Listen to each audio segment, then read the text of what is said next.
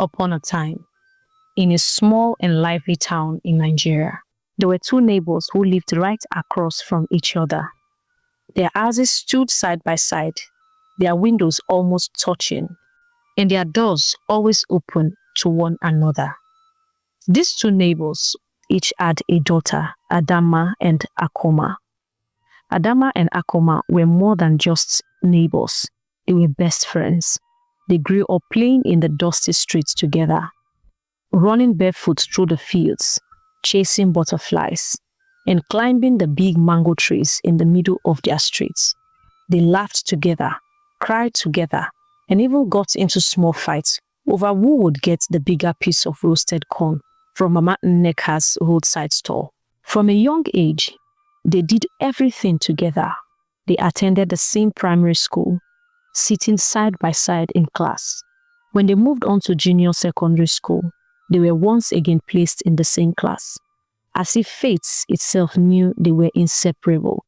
The bond only grew stronger when they both gained admission into the same boarding secondary school for girls.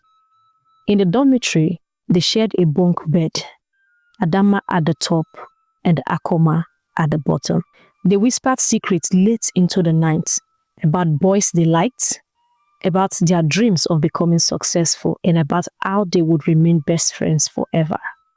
Years passed, and they both worked hard in school. Adama was always the one with the top grades, winning awards during school assemblies. Akoma did well too, but not as well as Adama. Still, there was no envy between them. When it was time for university, they both passed their entrance exams and they were admitted into one of the best universities in Nigeria. Their parents were proud, their neighbors cheered, and the whole town celebrated the two brilliant girls. After university, they both began job hunting. Adama, with her usual grace and brilliance, got a job at a big oil company first. But she didn't forget her best friend. She spoke to her boss about Akoma, and not long after, Akoma was also employed at the same company. People often whisper that the two friends were more like sisters. "Are you sure they are not blood sisters?" the neighbors would ask. Adama and Akoma laughed whenever they heard that. They shared everything, food, clothes, and even secrets about their relationships. But something slowly began to change. One day, Adama received a promotion at work. The company sent her abroad for 6 months for a special training. She was overjoyed and hugged Akoma tightly. "When I come back, I will bring you lots of gifts," she promised. True to her word, when Adama returned from abroad, she brought bags full of beautiful clothes, perfumes, and jewelries. Everyone was happy for her. Not long after, suitors began to line up for Adama. Handsome young men came knocking, asking for her hand in marriage. Some were rich, some were kind, and all of them seemed to want Adama. One day, Adama was invited to a grand birthday party. She had the perfect dress but needed shoes to match.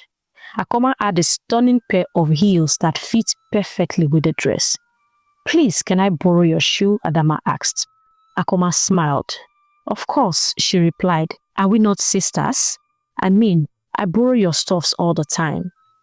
At the party, everyone admired Adama's outfit. "Oh, look at those shoes," people whispered. "She looks like a queen." But from that day forward, strange things began to happen. Adama fell ill suddenly. It started with a headache. Then she began to throw up blood. She was rushed to the hospital, but the doctors found nothing wrong. Back at work, things got worse. People who once greeted her warmly now avoided her.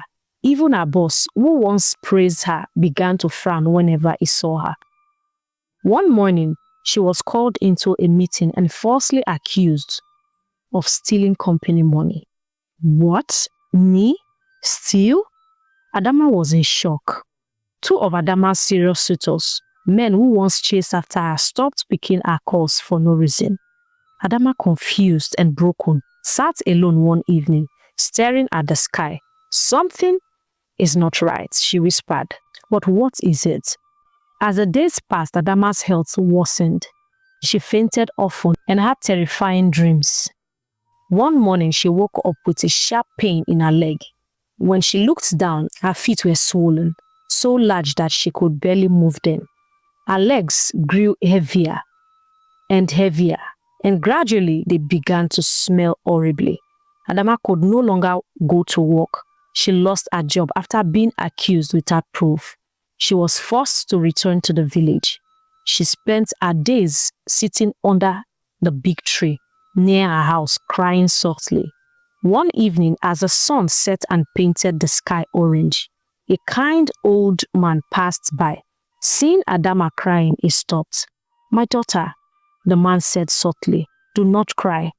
The cause of your pain is someone close to you, someone very close to you." Adama's heart thumped loudly. "Someone close to me?" she asked. "But who?" The old man prayed for Adama. He also gave her some local medicine, which he had made from leaves. He told her to stay strong and believe that she would be healed. Strangely, after 7 days,